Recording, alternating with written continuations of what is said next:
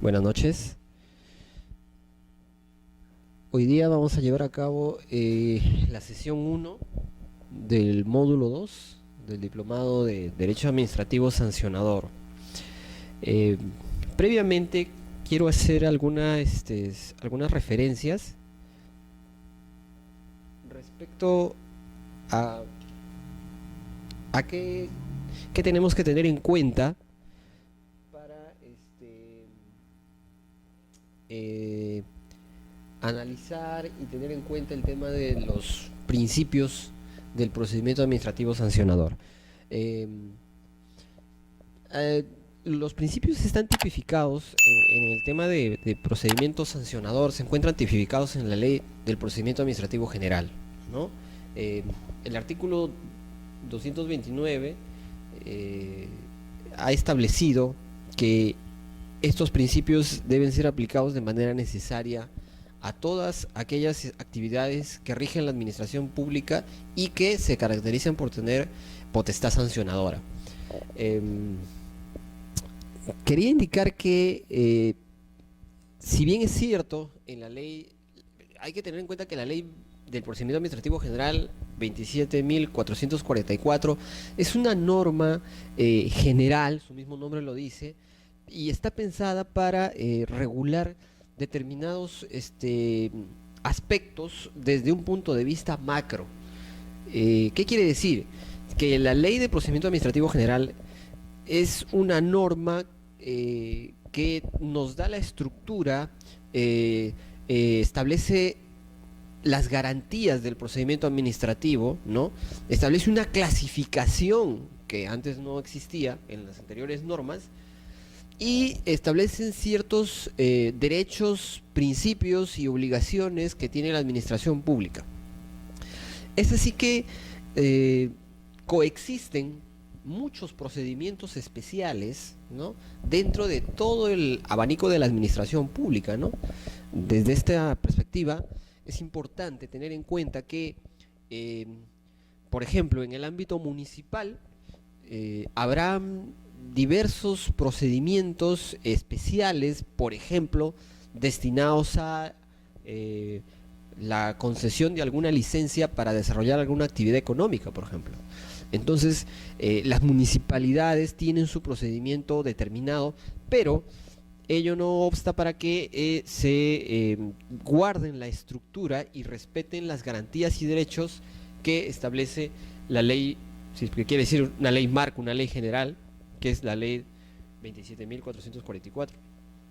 En ese sentido, no debemos perder de vista que esta ley es la norma general, pero se aplica a otros procedimientos específicos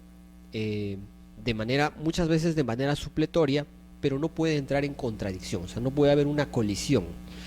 Eh, Ahora, con relación al procedimiento administrativo sancionador, es importante tener en cuenta que, si bien es cierto, con la dación de la ley 27.444 en el año 2001, se establece una clasificación de los tipos de procedimientos administrativos que la norma permite, en el caso peruano, no es menos cierto que ya anteriormente la administración pública aplicaba estos tipos de procedimientos. ¿Y a qué tipo de procedimientos me refiero? Esto es como una introducción, porque es importante tener en cuenta que anteriormente la administración pública sancionaba, la administración pública también efectuaba o concedía licencias para desarrollar actividades económicas, resolvía procedimientos, y de alguna manera estos procedimientos se encontraban dispersos, ¿no?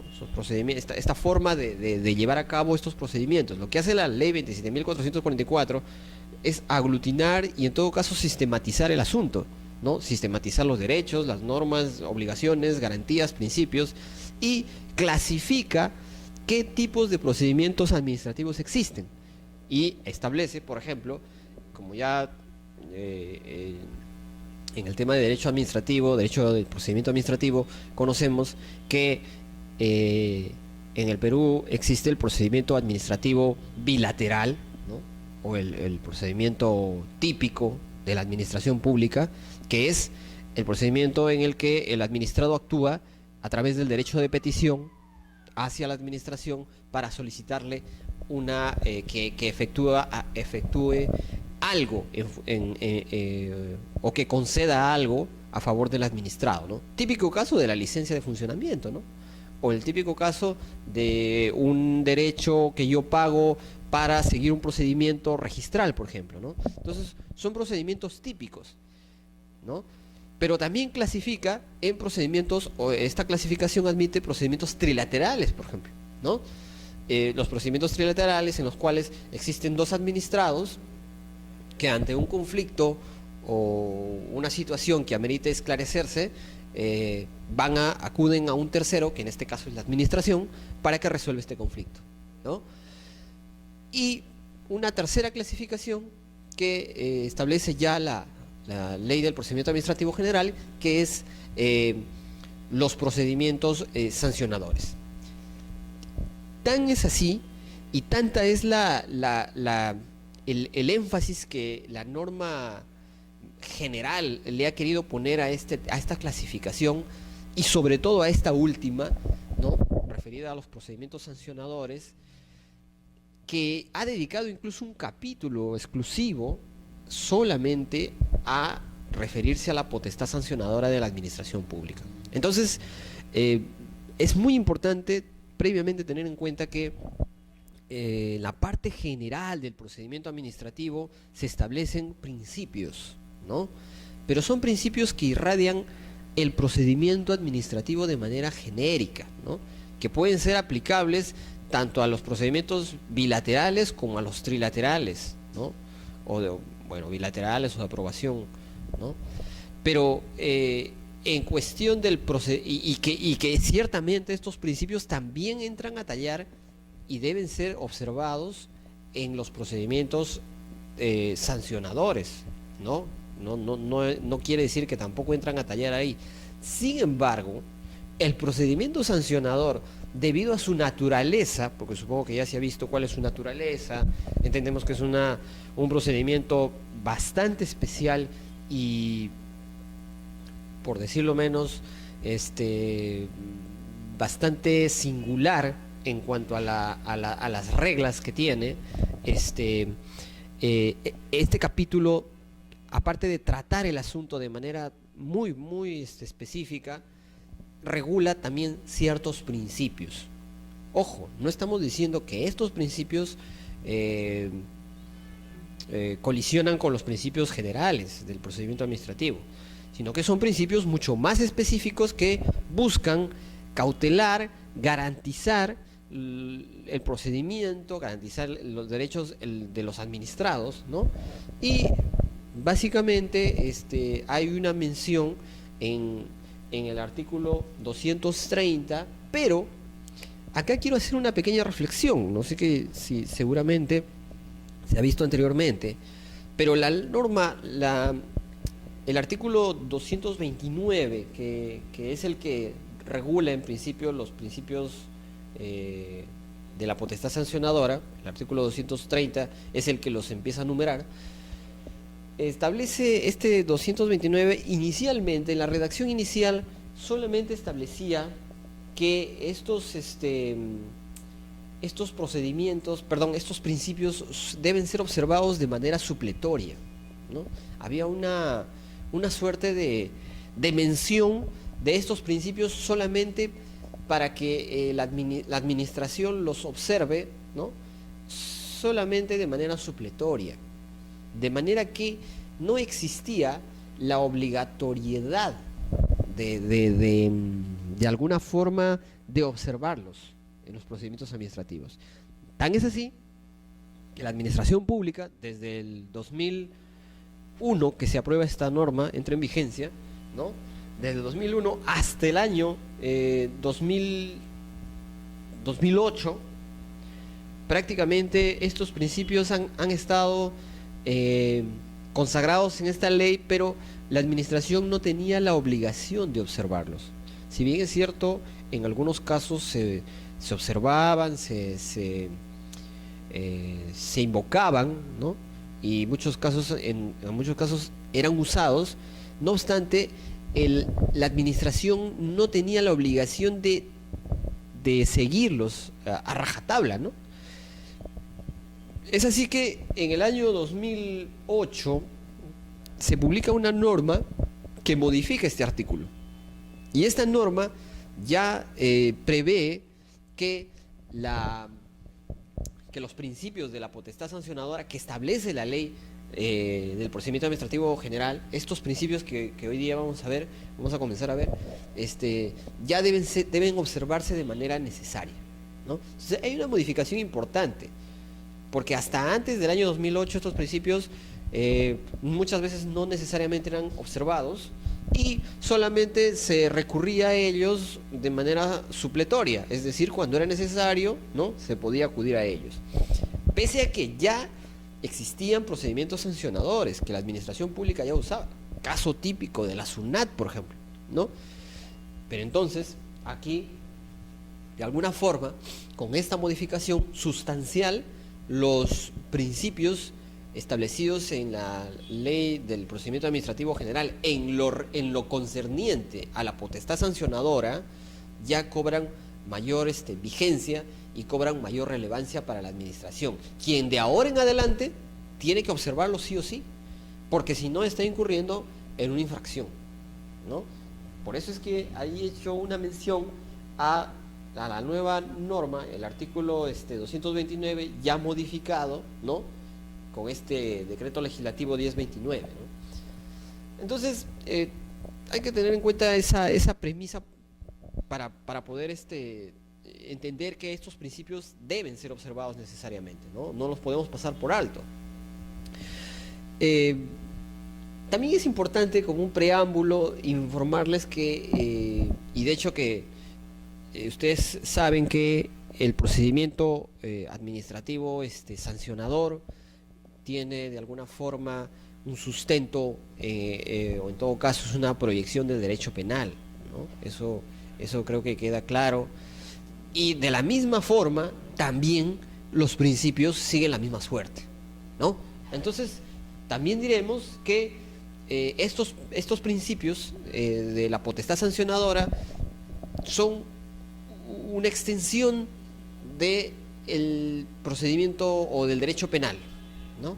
Sin embargo, no quiere decir que sean un calco, o es decir, no quiere decir que sean solamente una traslación idéntica, ¿no? No, sino que se aplican en función a la naturaleza y a los matices propios del procedimiento administrativo, ¿ya? Teniendo en cuenta, por ejemplo, que en un procedimiento administrativo, o que el procedimiento administrativo, sea sancionador o no, tiene su propia naturaleza, ¿no? Básicamente y puntualmente, por decir un ejemplo, me puedo referir solamente al principio de verdad material, que es típico en el procedimiento administrativo en general, y por qué no en el procedimiento sancionador. Por tanto, este principio no es un principio típico del derecho penal, sino un principio del derecho administrativo, el derecho del procedimiento administrativo. Entonces, hay que tener cuidado al leer estos principios,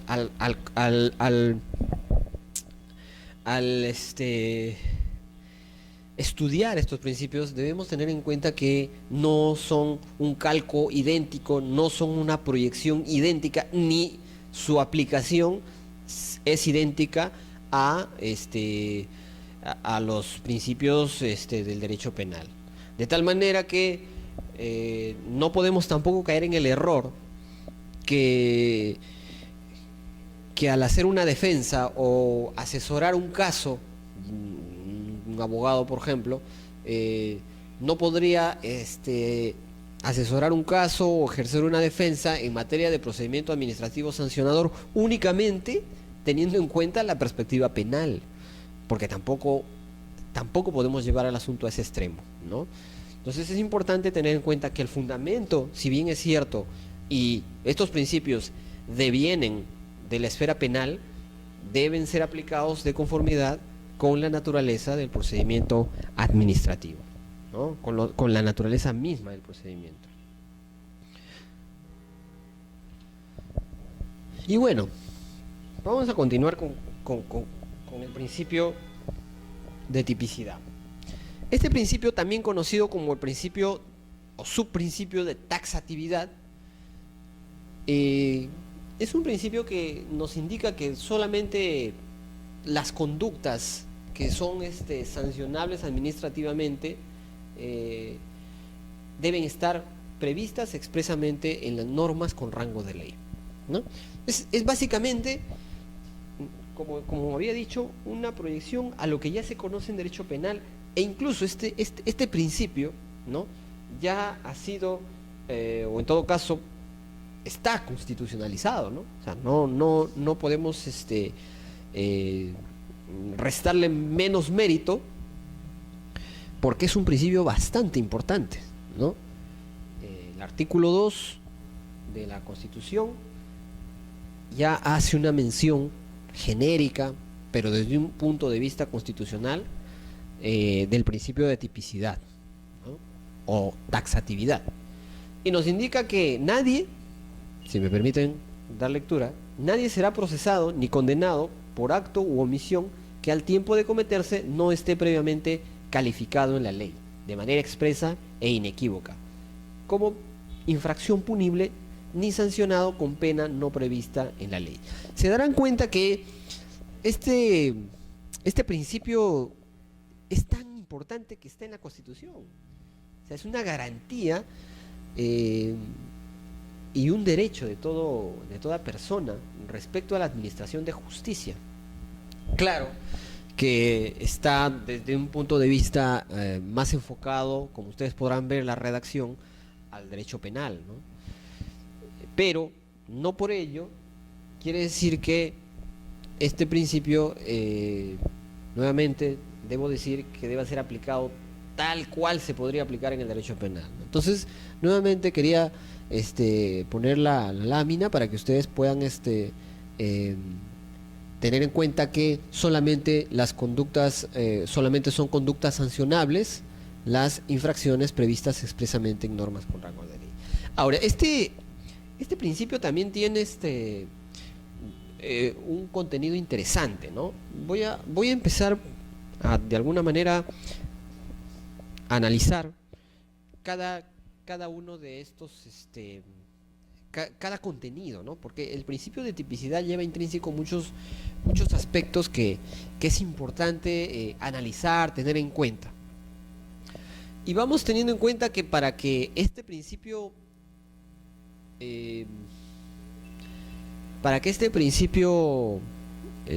se respete, o en todo caso, cuál es el contenido que debe tenerse en cuenta, es en principio la reserva de la ley, ¿no?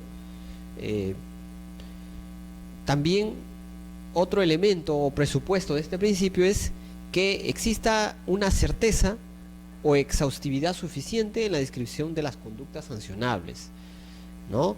Y un tercer elemento, que se prohíbe usar la analogía o que exista una interpretación extensiva en la aplicación de los supuestos como ilícitos.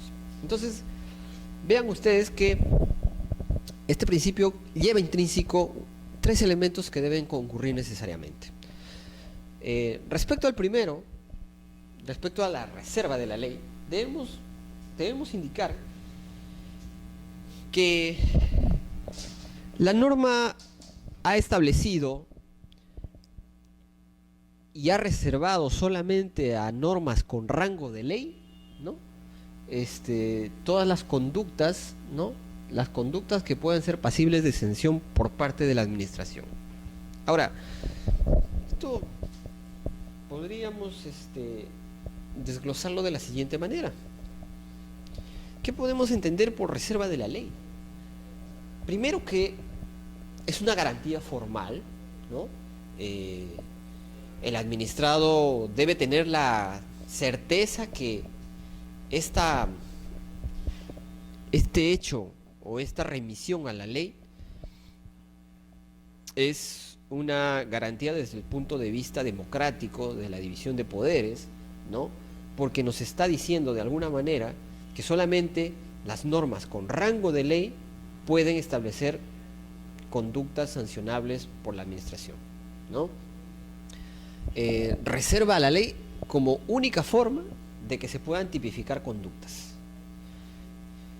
Tengamos en cuenta que la emisión de las leyes por antonomasia corresponde al Congreso, ¿no?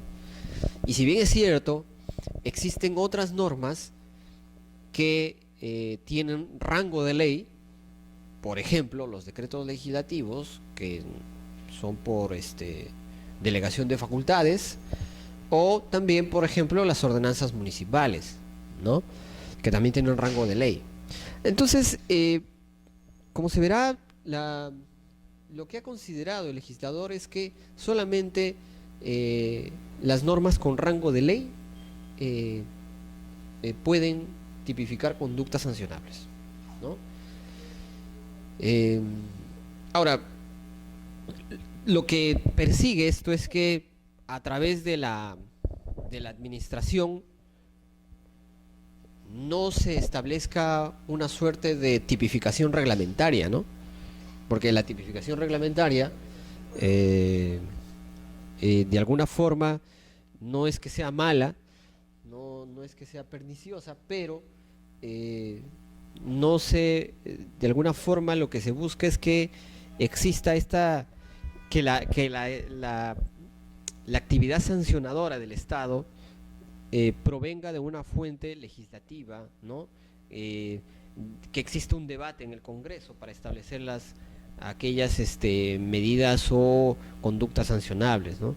Entonces, porque se tiene que tener en cuenta que la administración pública, a través de la potestad sancionadora, y según lo que se busca es que sea más que todo un fiscalizador, la administración debería ser el ente que aplica la norma, que fiscaliza y que finalmente sanciona, pero tampoco sea quien crea la norma o el acto o la conducta ilícita, ¿no? Entonces, esa es más o menos la idea por la cual se reserva solo a la ley la labor de tipificación de conductas, ¿no? Pero, como toda regla tiene su excepción, hay una excepción que cuando la ley habilite a la administración a tipificar hechos ilícitos, tipificar ilícitos vía reglamentos, o sea, la tipificación reglamentaria, entonces estaríamos ante una excepción a eso, ¿no? O sea, puede haber una norma, una ley, por ejemplo, que establezca que en uno de sus artículos que como por ejemplo, aquí hemos citado el ejemplo de la Ley Orgánica de Municipalidades, que establece que por normas reglamentarias se podrán establecer conductas infractoras, ¿no? Eso es una excepción, ¿no? Ahora, así como también uno de los elementos de la tipificación o del principio de tipicidad es la reserva de la ley, también tenemos la exhaustividad de la tipificación. Ahí he citado algunas ideas, ¿no?, que describen lo que significa o lo que se debe entender por la exhaustividad en la tipificación. Por ejemplo, Morón Urbina nos indica que la norma debe describir específica y taxativamente todos los elementos de la conducta sancionable. Por eso decía que este principio también se conoce como principio de taxatividad, ¿no? Es un principio muy específico. Otro autor nos dice que las leyes no pueden describir infracciones mediante fórmulas vagas o genéricas, ¿no? No puede ser una conducta genérica la que lleve a la administración a imponer una sanción, ¿no? No pueden ser fórmulas vagas, sin más, o sea, no puede haber conductas que no describan con precisión la infracción y la conducta que puede ser sancionable, ¿no? Por el contrario, nos dice Rebollo, ¿no? Deben precisar y delimitar con la mayor exactitud posible la conducta que constituye infracción, ¿no? Y determinar también dentro de los márgenes relativamente estrechos la sanción correspondiente. Entonces, tengan en cuenta que la exhaustividad en el marco del principio de tipicidad es muy importante, ¿no? Porque justamente busca que la conducta sea precisa, esté delimitada, ¿no? Entonces, ya tenemos, por un lado, la reserva de la ley, ¿no? Que las conductas sancionables solamente pueden estar previstas por normas con rango de ley, salvo algunas excepciones, como por ejemplo en el caso de la Ley Orgánica de Municipalidades que vimos, que en la cual la propia ley habilite para que se efectúe tipificación reglamentaria vía reglamentos, es decir, a través del Poder Ejecutivo. Pero por regla general, la tipificación o las conductas sancionables es una labor netamente legislativa. Y por otro lado tenemos que ya una vez tipificado, o en todo caso al haberse efectuado esta actividad de tipicidad, se debe tener en cuenta o se debe ser muy exhaustivo al momento de efectuar esta labor. Aquí he citado una sentencia del Tribunal Constitucional, seguramente ya la conocen, la han revisado en alguna oportunidad, es una sentencia ciertamente conocida, ¿no? Y así como en esta y en otras, el Tribunal Constitucional ha definido también, ¿no?, desde un punto de vista jurisprudencial, constitucional, el principio de tipicidad, ¿no? Entonces nos indica que es una de las manifestaciones del principio de legalidad respecto de los límites que se imponen al legislador penal o administrativo. El Tribunal Constitucional va más allá de lo penal, a efectos que las prohibiciones que definen sanciones, sean estas penales o administrativas, estén redactadas con un nivel de precisión suficiente. Eso es lo que nos decía Morón Urbina, ¿no? También respecto a la precisión, a lo delimitado de la conducta, ¿no?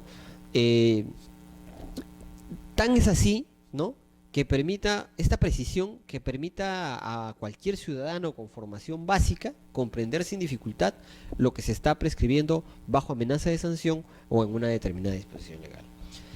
Nótese y téngase muy en cuenta que el Tribunal Constitucional aclara que la tipificación no es un tema netamente de abogados, no es un tema eminentemente técnico, sino que lo que el Tribunal Constitucional desarrolla, y muy interesante por cierto, es que la tipificación de una conducta pasible de merecer sanción debe estar redactada de manera que cualquier ciudadano promedio, un ciudadano con formación básica, dice, pueda entender de qué se trata. Y esto lo que busca no es más que el ciudadano sepa por dónde camina, a qué se atiene. Es decir, cada vez que un ciudadano revise una norma de carácter administrativo, sepa y tenga la certeza de que la conducta que está desplegando es arreglada a ley o no, o está incurriendo en una infracción administrativa o no, ¿no? Entonces, esta sentencia es muy importante. Aquí quiero hacer una pequeña precisión. También el Tribunal Constitucional, y hay otras sentencias, no está citada allí, pero por ejemplo, les podría citar el caso de otras sentencias, incluso en esta misma sentencia que hemos citado, pero en otro fundamento. El Tribunal Constitucional también hace una interesante diferencia y una disquisición que cabe y vale la pena comentar. Y es que, como ustedes habrán podido ver en la primera parte o en la parte superior, se refiere al principio de legalidad. Y por favor no confundir principio de legalidad con tipicidad, ¿no? Porque ahí puede haber una cierta confusión. Pero esta posible o este riesgo de confusión también ha sido ya disipado por el Tribunal Constitucional en esta y en otras resoluciones, en las que, por ejemplo, establece lo siguiente, y permítanme leer, por favor, dice: no debe de identificarse el principio de legalidad con el principio de tipicidad. O sea, aclara que no son lo mismo y hace la delimitación respectiva. El primero, y se refiere al principio de legalidad, ¿no? Se satisface cuando se cumple con la previsión de las infracciones y sanciones en la ley, ¿no? Y el segundo, en cambio, constituye la precisa definición de la conducta que la ley considera como falta. Me explico. Mientras el principio de legalidad no es más que el cumplimiento de establecer la potestad sancionadora de acuerdo a ley, ¿no? El principio de tipicidad lo que busca es que, una vez plasmada esta potestad sancionadora por ley, sea lo más concreta, sea lo más precisa y esté delimitada y de forma clara, especificada, ¿no? Entonces, por eso, con mucha razón, el Tribunal Constitucional lo que nos dice es que el principio de taxatividad o tipicidad no es más que una de las manifestaciones del principio de legalidad, pero no son lo mismo, por favor. Como decía hace un momento, la exhaustividad, la precisión, ¿por qué hay tanta preocupación en el legislador? ¿Cuál es la preocupación del legislador para que la conducta esté delimitada y precisa y clara en la ley? ¿No? ¿Por qué? Entonces ahí les traigo dos ideas, ¿no? O sea, se busca, por un lado, que el administrado conozca y esté informado de la licitud. Nuevamente lo que les dije hace un momento, sepa por dónde camina, sepa que su actuar está arreglado a ley, ¿no? Y lo cual básicamente le da seguridad jurídica, ¿no? O sea, no sabríamos, por ejemplo, una empresa que quiere invertir en el país o que pretende desarrollar una actividad económica determinada, necesita saber cuál es el marco normativo, ¿no? Desde el punto de vista penal, civil e incluso desde el punto de vista administrativo. Y en este caso, si va a desarrollar determinada actividad económica, tiene que conocer que su actividad o su actuar no está reñido con alguna norma de carácter sancionable, ¿no? De carácter sancionatorio. Por ejemplo, no sé, pues, si de repente está haciendo una actividad de extracción de recursos minerales en alguna zona o en algún lugar en el que está reñido por la norma, o es una zona protegida, por ejemplo, entonces sabe y sabrá que está sujeto a un procedimiento sancionador, ¿no? Y después quizá una sanción de comprobarse su responsabilidad, ¿no? Pero el saberlo a priori ya le da una seguridad jurídica, ¿no? También, por otro lado, la exhaustividad en la tipificación de las conductas sancionables tiene otro ángulo, ¿no? La administración la administración no tenga amplia discrecionalidad para determinar lo que es ilícito y lo que no, ¿no? Eso también es para evitar la discrecionalidad, ¿no? Y que puede generar ciertas arbitrariedades, ¿no? Porque si la norma es muy, muy vaga, muy genérica, va a dar amplio margen para que la administración diga, bueno, para mí esta conducta es sancionable. Oiga, pero ¿dónde está la delimitación? ¿Dónde está la precisión?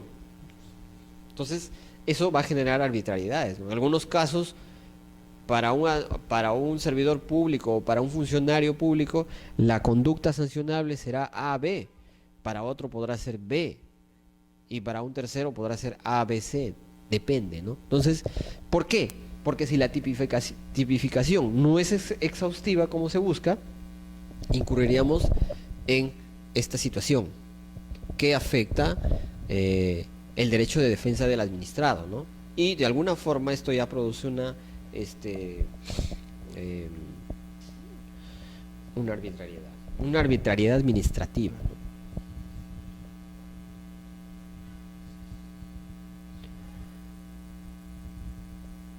Allí también cité un ejemplo de lo que podemos entender por exhaustividad en la tipificación, ¿no? Y, y básicamente cito un ejemplo peruano, ¿no? De lo que la doctrina entiende como ley sancionadora en blanco. Ustedes podrán leer ahí en la parte final, es un extracto del artículo 65 de la Ley General del Sistema Nacional de Presupuesto. Y simplemente se hace una mención general, ¿no? Y dice que el incumplimiento de las disposiciones establecidas en la Ley General, las leyes de presupuesto y el sector público, así como directivas y disposiciones complementarias emitidas por la Dirección Nacional de Presupuesto Público, da lugar a las sanciones administrativas aplicables, sin perjuicio de la responsabilidad civil, penal a que hubiera lugar. Es decir, yo no sé cuál es la conducta sancionable acá. Nos dice que todas el incumplimiento de todo ese cúmulo de disposiciones nos indica que eso da lugar a sanciones administrativas. Pero como yo me imagino que toda esta normatividad que nos ha citado, tanto la ley general, la ley de presupuesto del sector público, las directivas y disposiciones, oiga señor, son muchas normas. Y cada norma dentro de sí tiene diferentes supuestos, diferentes parámetros, y todas las normas, todas estas normas que quizás nos han citado, no necesariamente son derechos y deberes. De repente también hay procedimientos, de repente también hay algunos aspectos técnicos que quizás no amerita englobar de esta forma, ¿no? Entonces, y es muy amplio, se verán que es muy amplio, ¿no? Entonces, a eso, nuevamente digo, la doctrina le llama ley sancionadora en blanco, ¿no? Entonces, tengas en cuenta que este tipo de tipificaciones lesionan abiertamente contra el principio de tipicidad, ¿ya? Así hay muchos ejemplos, ¿ah? O sea, ese es solo un ejemplo. Y ahora, ¿cómo entonces cómo realizar esta tarea de tipificación administrativa, ¿no? Claro que la exhaustiva tipicidad puede llevarnos e incurrir en extremos, ¿no? Podemos ir a extremos, pues se corren los siguientes riesgos, ¿no? Y esto también es algo advertido por la doctrina: la llamada sobreinclusión. O sea, en la tipificación administrativa hay que ser muy cuidadosos en llegar a estos dos extremos, ¿no? Esta es una tarea, una labor que debe cuidar mucho el legislador, ¿no? Y es que Morón Urbina nos dice que cabe la posibilidad de llegar a estos dos extremos, que es, en principio, la sobreinclusión, que no es otra cosa que incluir dentro de la tipificación supuestos específicos que no participan de la necesidad de una sanción. Es decir, hay demasiada información para un supuesto que no amerita, ¿no? Hemos incluido mucha información, muchos supuestos para tratar un tema que no necesariamente todo va a ser sancionable, ¿no? O sea, en una conducta ilícita no podemos hablar de demasiadas o tratar de abarcar mucho, ¿no? Porque vamos a incurrir en esto. Y por otro lado, tampoco es sano llegar al extremo de la infrainclusión, que es la exclusión de supuestos que sí deberían ser sancionables, ¿no? Entonces, o bien podemos caer en exceso por acción, o bien podríamos caer en exceso por omisión. Entonces, también es importante tener en cuenta estos aspectos que nos recuerda la doctrina en el ámbito de la tipificación administrativa. Y justamente también la doctrina nos da algunas técnicas, ¿no? O sea, cómo solucionar este tema, esta suerte de riesgo que corre el ordenamiento jurídico cuando existe una excesiva tipicidad o cuando existe una infratipicidad, ¿no? Excesiva inclusión o infrainclusión, ¿no?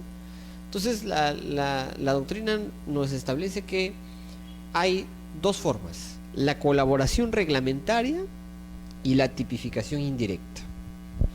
Vamos a tratar cada una de ellas y, si es posible, dar algunos ejemplos.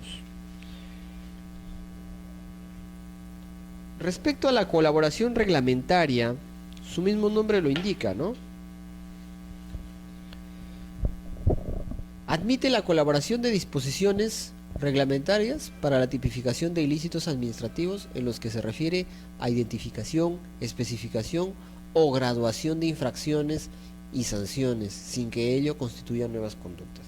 Aquí lo que hay que cuidar es algo importante.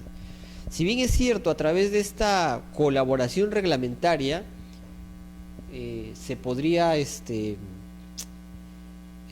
apoyar a la labor de tipificación, tampoco eso quiere decir que a través de reglamento vamos a crear nuevas conductas sancionables, ¿no? Por eso es que solo se llama colaboración, ¿no? ¿Para qué? Para tipificar, por ejemplo, identificar conductas, especificar o graduar sanciones infracciones y sanciones, ¿no? Hay reglamentos, por ejemplo, que establecen establecen ya a través de decretos legislativos, a través de una norma reglamentaria, te establecen las sanciones, ¿no? O sea, cómo se gradúa, y ahí hay varios ejemplos, ¿no? Por ejemplo, infracción y sanciones en temas de tránsito, puede ser, en temas de, tal vez, puede haber una colaboración reglamentaria en tipificación de conductas disciplinarias también, ¿no? Recuerden que el procedimiento sancionador también puede ser aplicable en el tema disciplinario, ¿no? Entonces, lo que nos trata de decir esta técnica es que esta tipificación va a apoyarse en la labor reglamentaria. Ahora, ¿por qué? ¿Por qué puede darse esta situación? Lo cual no es una infracción al principio de tipicidad, ¿no? Se da porque a veces por conveniencia legislativa o por técnica legislativa, es decir, por aspectos que son demasiado técnicos y que no ameritan, dada la situación, dada la volatilidad o dada la situación, hay conductas que no ameritan estar taxativamente en la ley, sino que por su misma permeabilidad al cambio y situaciones es mejor que estén vía reglamento. No necesariamente toda la conducta, sino me refiero a los aspectos que acabamos de ver, ¿no? Graduación de sanciones, identificar, especificar, ser más específico, ¿no? Entonces, a diferencia de la tipificación en el ámbito penal, en la vía administrativa, el respeto al principio de tipicidad es compatible con la posibilidad que se habilite a través de disposiciones reglamentarias de desarrollo que gradúen aquellas disposiciones dirigidas a identificar las conductas o determinar sanciones. Bueno, tengamos en cuenta que a través de la tipificación en materia penal, ¿no?, es independiente, ¿no? O sea, hay que tener en cuenta que no podemos equiparar la tipificación en materia administrativa a la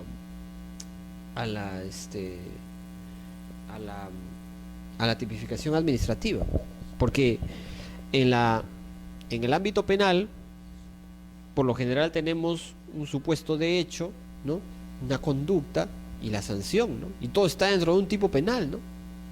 El que mata a otro, por ejemplo, tiene o será pasible de una sanción, una pena de tantos años, ¿no? Y así parten los supuestos. Entonces, por eso nuevamente quiero recordarles que estamos ante una tipificación de carácter administrativo, no es una tipificación penal. Por lo tanto, en la tipificación administrativa se permite o es factible que la administración, o en todo caso, para efectos de la tipificación, la ley habilite a la ley, perdón, habilite al reglamento para que pueda complementar esta labor de tipificación. Entonces, aquí presento algunos supuestos que la doctrina nos informa, en los cuales puede surgir o puede darse esta llamada colaboración reglamentaria, ¿no? Y por ejemplo, dice, ¿no? Por ejemplo, un reglamento que desarrolla una tipificación por remisión de la ley. O sea, tiene que haber una remisión de la ley. No es tan simple la cosa. Se trata de una suerte de delegación de tareas que el legislador hace a la administración por considerar que se abordan aspectos técnicos y no muy dinámicos que no justifican mantenernos dentro de la reserva legal. Nuevamente, esto es lo que yo hace un momento dije, ¿no? Habilitamos un reglamento, ¿no? Por ley se dice que tales y tales conductas son sancionables, pero a través del reglamento se hará y se especificará el tipo y grado de sanción, la gravedad de las faltas, ¿no? Si es grave, si es leve, qué sé yo, ¿no? Si es muy grave. O sea, ese complemento ya se hará a través del reglamento, ¿no? Por un aspecto técnico o por los motivos que fuera. Otro supuesto que apoya bastante, o en todo caso que se utiliza bastante en lo que se llama colaboración reglamentaria en el ámbito de la tipificación administrativa, es cuando el reglamento que concreta como falta supuestos que la ley considera en lo esencial pero sin precisión, ¿no? Pero atribuye potestad sancionadora y estipula las sanciones posibles. Ejemplo, conductas prohibidas calificadas como ilícitos administrativos. Nuevamente, aquí la ley solamente hace una precisión, ¿no? Perdón, la ley solamente hace una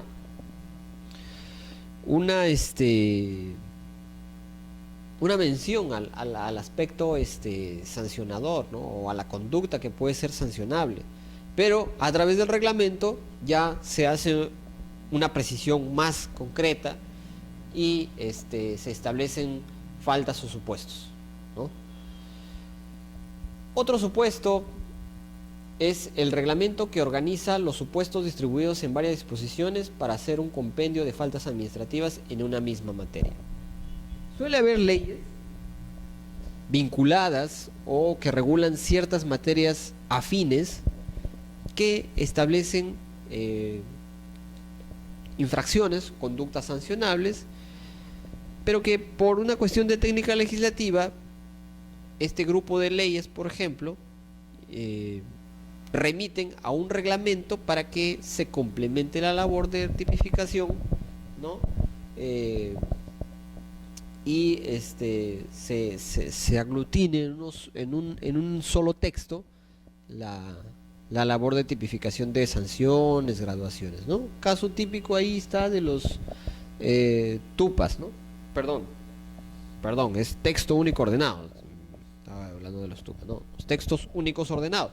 Los textos únicos ordenados son básicamente agrupaciones, ¿no? Son agrupaciones de diversas normas vinculadas entre sí que están en un solo texto, ¿no? Por ejemplo,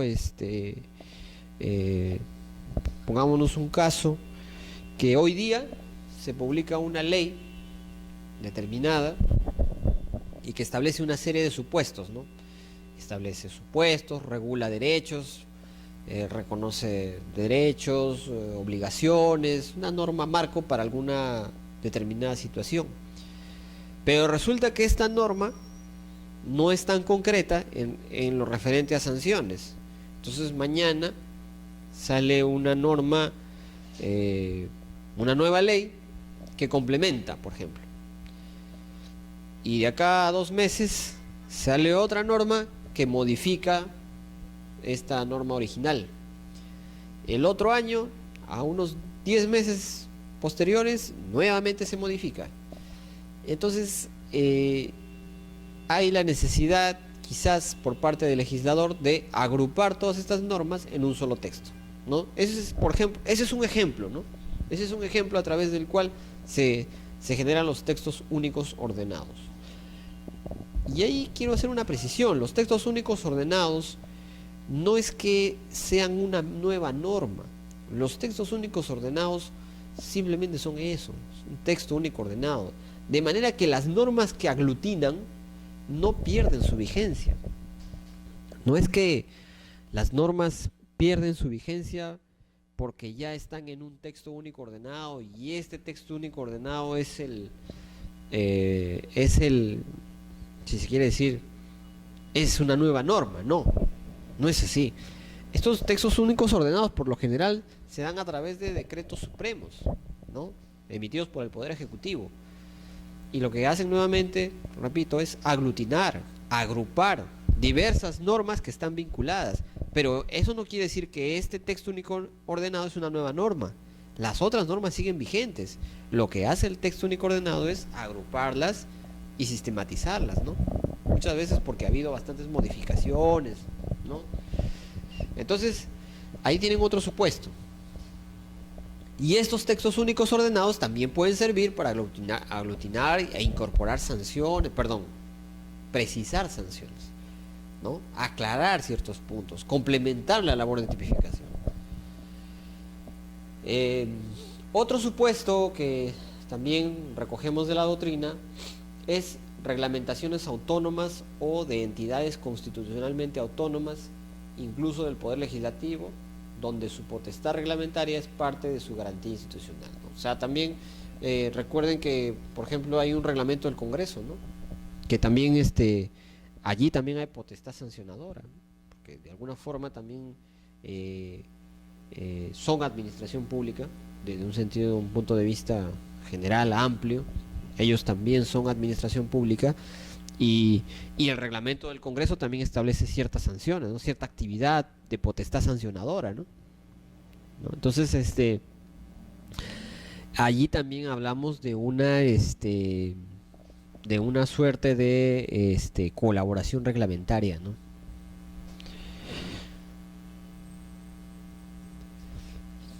¿Y qué entendemos por tipificación indirecta? Es otro mecanismo, ¿no?, que como podrán ver ahí, Alejandro Nieto nos dice que son ilícitos administrativos, a diferencia de los penales, que no son autónomos,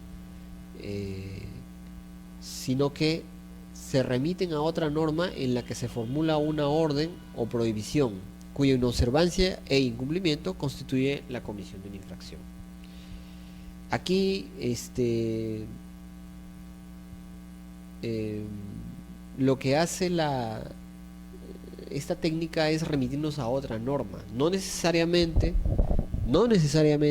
a un reglamento, ¿no? Puede ser directamente a una norma, ¿no? Ahora, téngase en cuenta que esta labor de tipificación administrativa se suele hacer por la administración pública cuando lleva a cabo los procedimientos administrativos, ¿no? O sea, cuando hay conductas o hay procedimientos sancionadores,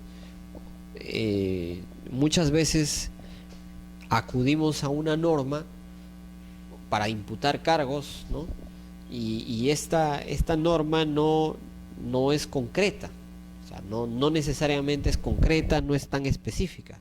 Entonces es allí que la labor de tipificación también se traslada al ámbito de la instrucción o de la labor de imputación de cargos, porque también recuerde que al momento de hacer una imputación de cargos, cuando se inicia un procedimiento administrativo, se hace una subsunción de la norma, y que esta subsunción implica hacer un ejercicio de adecuación de los hechos a la norma, ¿no?, y a la conducta sancionable.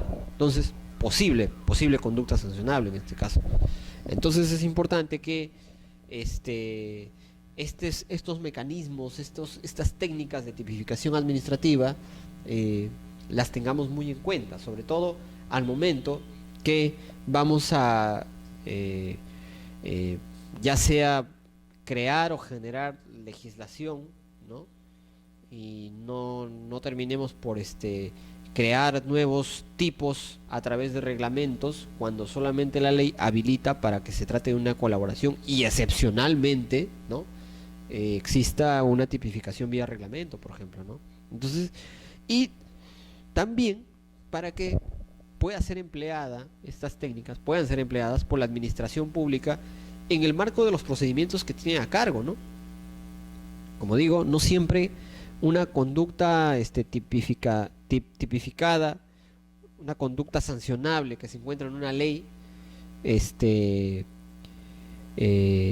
necesariamente todo el tipo sancionable se construye a partir de esa conducta, sino que o sea, no es independiente nuevamente, no es como el Código Penal. En la vía administrativa muchas veces o recurrimos a la colaboración reglamentaria, es decir, que buscamos el complemento de esta conducta sancionable en un reglamento, ¿no? O lo buscamos en otra norma, así de simple, ¿no?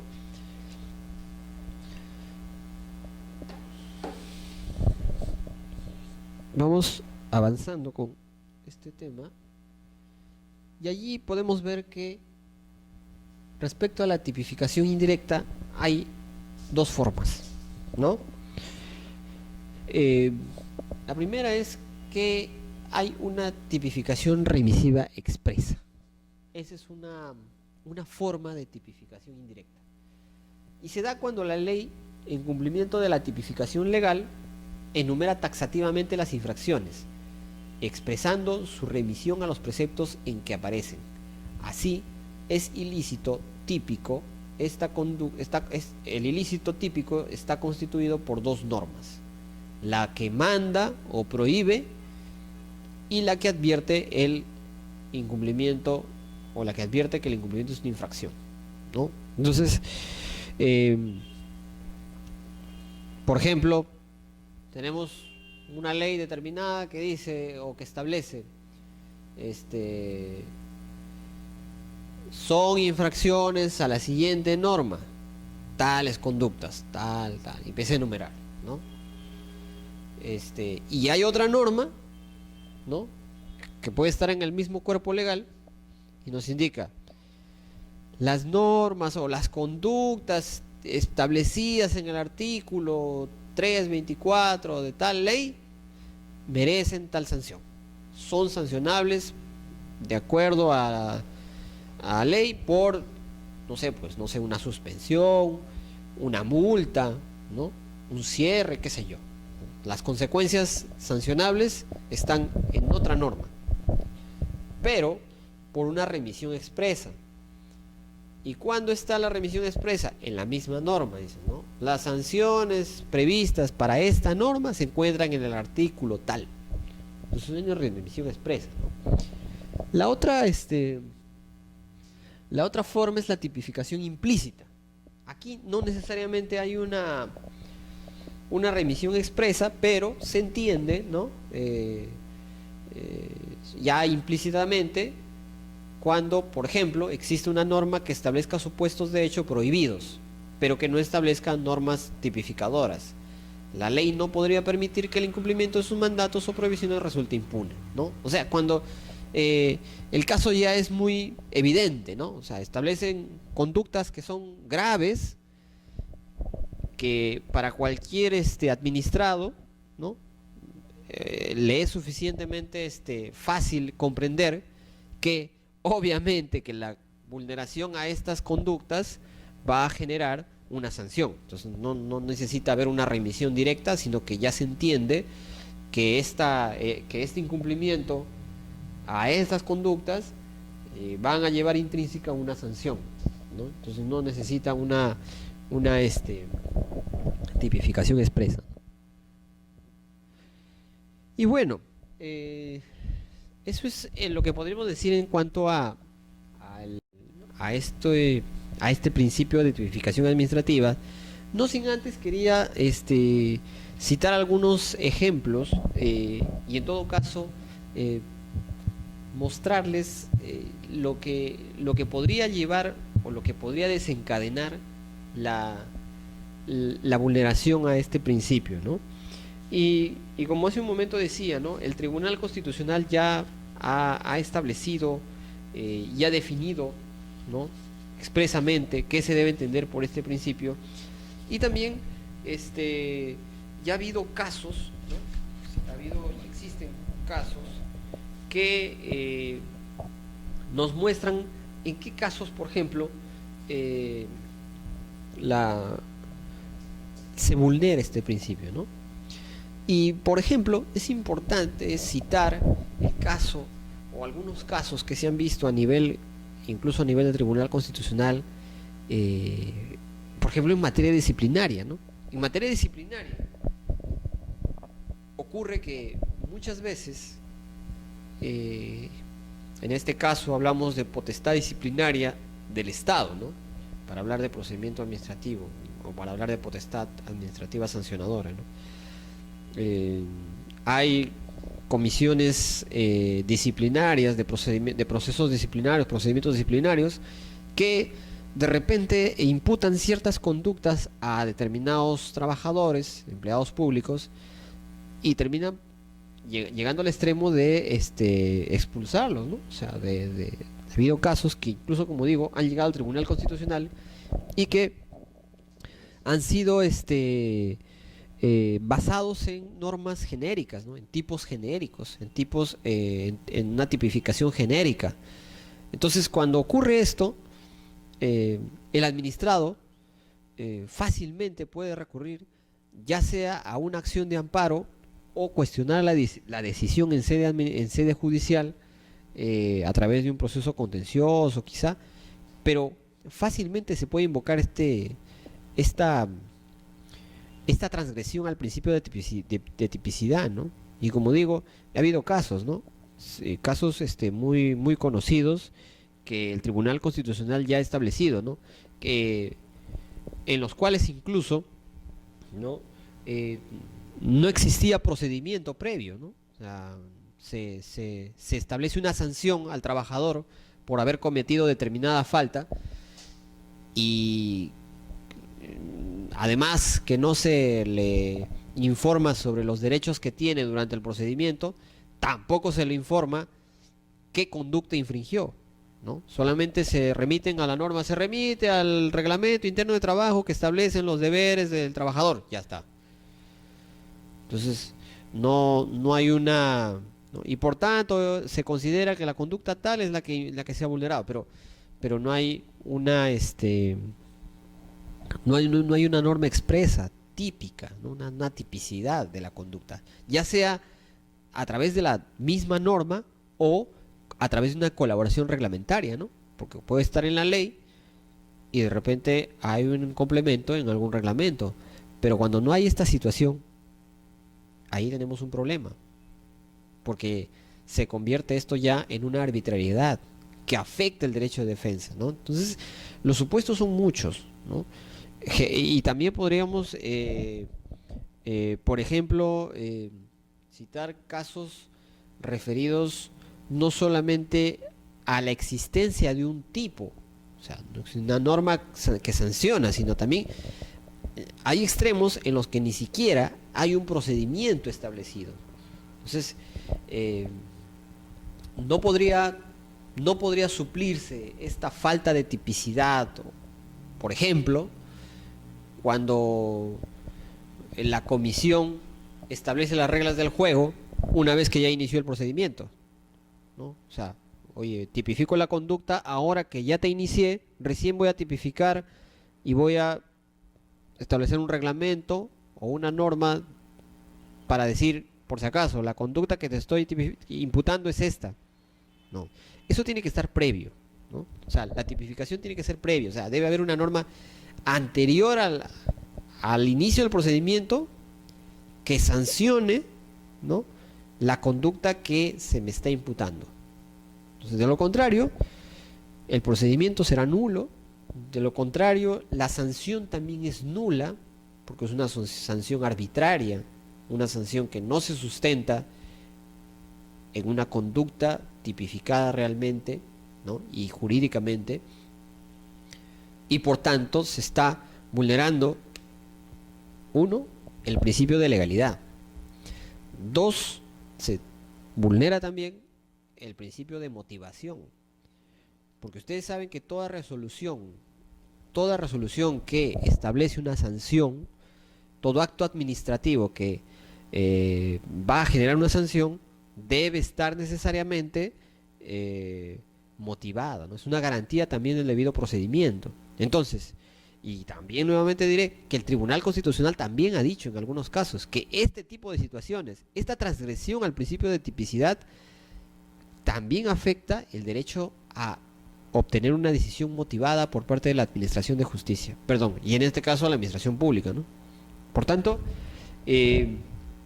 los caminos para hacer valer este derecho son diversos, ¿no?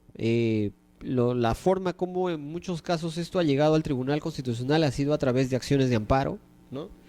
Eh, en algunos casos ha habido ya un caso muy sonado hace mucho tiempo de un caso de la justicia militar, ¿no? Este, hay algunos otros casos relacionados, por ejemplo, y acá tenía el caso del Tribunal Constitucional, que incluso hemos citado, eh, e invito a que por favor revisen esta sentencia, ¿no? Es la sentencia del expediente 2192-2004, ¿no? Eh, Esta es una sentencia en el marco de una acción de amparo, ¿no? de del caso del señor Gonzalo Costa Gómez, ¿no?